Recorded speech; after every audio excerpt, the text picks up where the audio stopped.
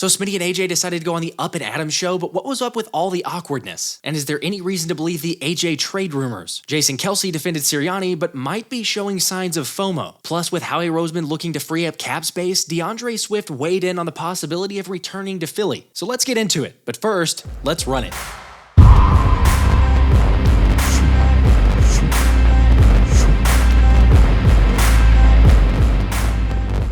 Nick, and I really mean this, is one of the best coaches I've been around, and talking about coaching situational ball, really understanding what to do in the right moment, motivating guys.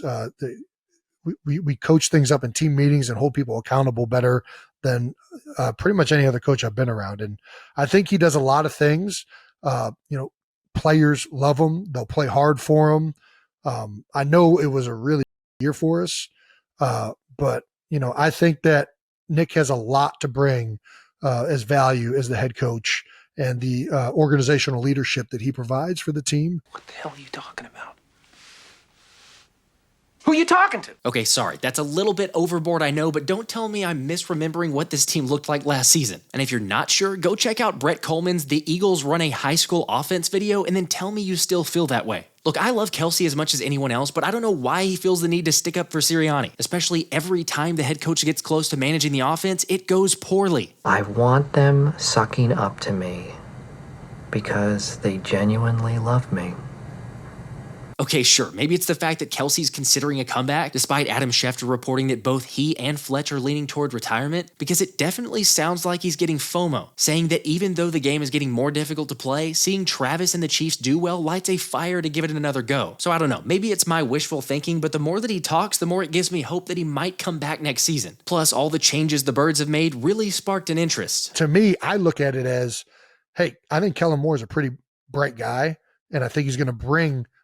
All I know now is I know we have a great coach in Nick Sirianni. We just got a great defensive coordinator, defensive mind in Vic Fangio, and we got a great offensive mind in Kellen Moore that just got hired. So in my opinion, we're adding more, talented individuals to continue to be a part of the staff. So whoever is calling plays, I know that we get better having Kellen Moore in the building, because I think he's a great mind and has proven that over the last 5 years. Okay, obviously 62 is going to be back in some capacity. I just hope it's as a player. However, if he doesn't come back, the idea of grabbing Oregon center Jackson Powers Johnson isn't the worst idea. By the way, talked about him on the previous video, but he was dominant again for the second day in a row at the Senior Bowl and sees himself as having several Kelce similarities. Well, Jason Kelce is, he's one of the GOATs at center. And, his personality, how he does things, I really look up to him. He's the guy. And I think I play in similar ways out in space, and I, try to emulate my, out in space like him. So I watched quite a bit of him. I watched that whole entire line. So they're such a great line. It's fun to watch. Definitely. What's something you're looking forward to as far as an assignment, whether it be pulling, whether it be whatever it is? Is there something specific you're looking forward to doing at the next level that maybe people don't think you can? I mean, escorting somebody into the end zone. I don't think there's a better feeling, a personal security detail. I think that's the best part of being an O-lineman. Would you be ready for the tush push? I guess that's the question. Oh, yeah. Tush push is awesome. Now, again, I'll hold to the fact that I would rather see the Eagles go defense in the first, yet as we know, you can never have too much O-line depth. Is there a limit?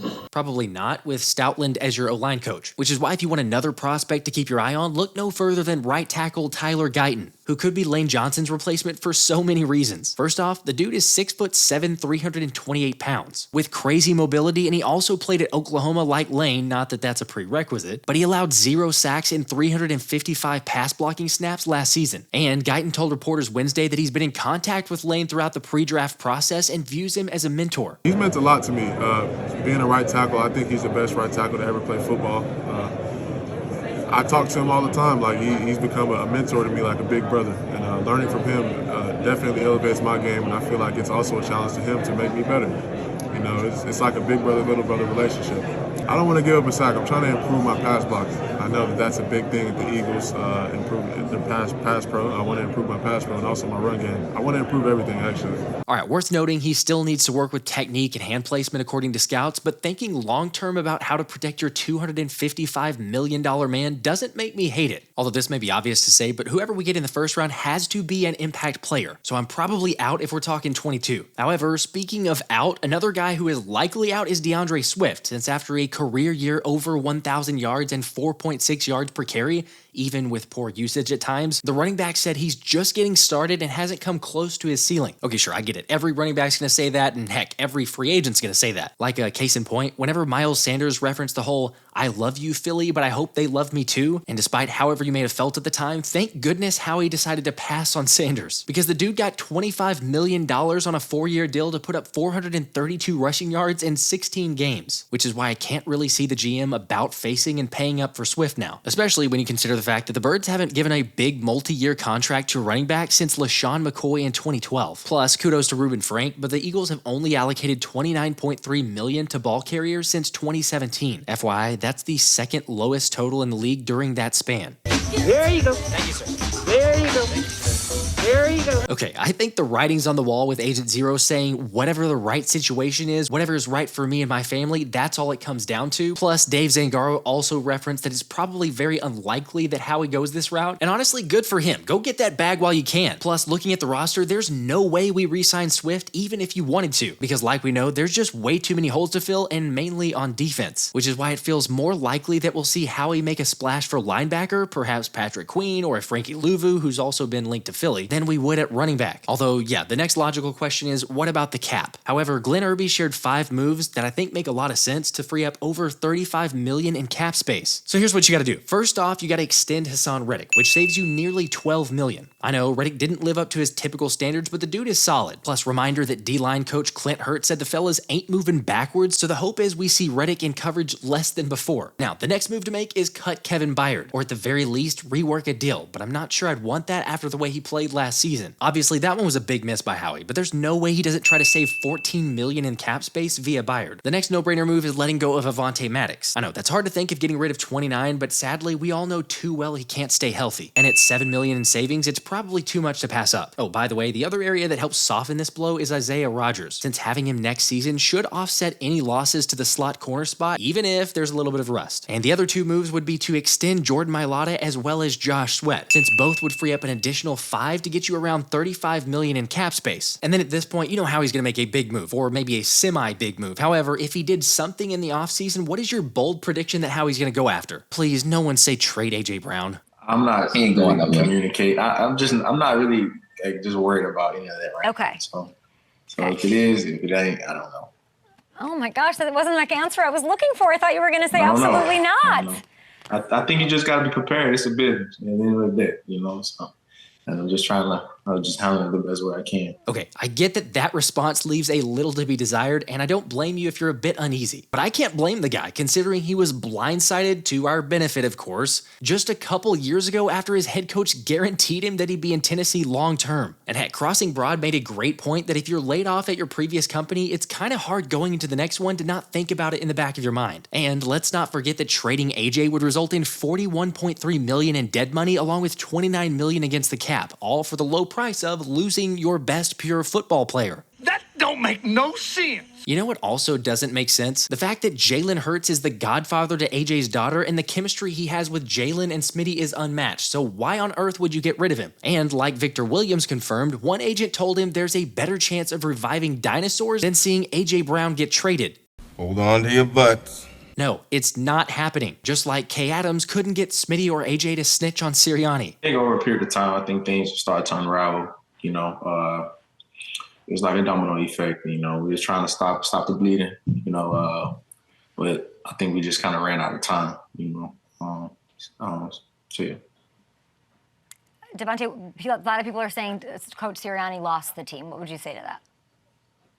No, I don't think he lost the team. I think we just had some things that we needed to adjust to, and we just didn't do that well as a team. I don't think he lost the team at all. Honestly, the look on their faces says it all. They are tired of talking about it at this point. Because sure, Sirianni certainly deserves some blame, but you know what? It makes me appreciate them even more after hearing Micah Parsons put his squad on blast. I can only play what it's called. Whatever they're calling, whoever personnel they're putting on, I'm not putting out personnel. I'm not putting out the calls. Nothing's coming from me. So you could put that and put that wherever you want to be or wherever you want to put it, but they're not coming from me. The packages are in. I've even told multiple players, coaches that I'm very fine playing linebacker. In playoffs, if that's what y'all want me to do, I just want to win.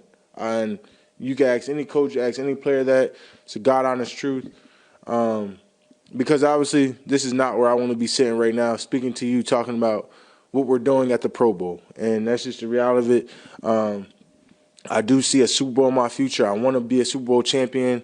And it's very upsetting that I'm even here, having to even speak to y'all and trying to say if I really care about the game and if I'm showing up in playoffs.